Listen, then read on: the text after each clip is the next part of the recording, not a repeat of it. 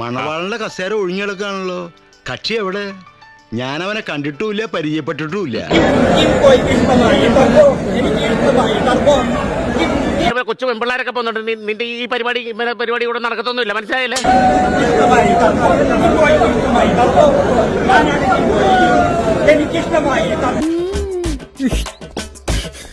ഇത് കടിക്കുവോ?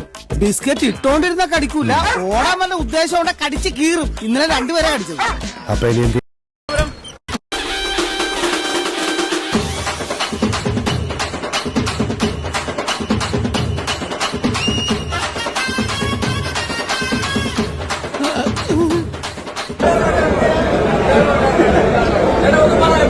മര്യാദകയോടെ നിക്കുമോ?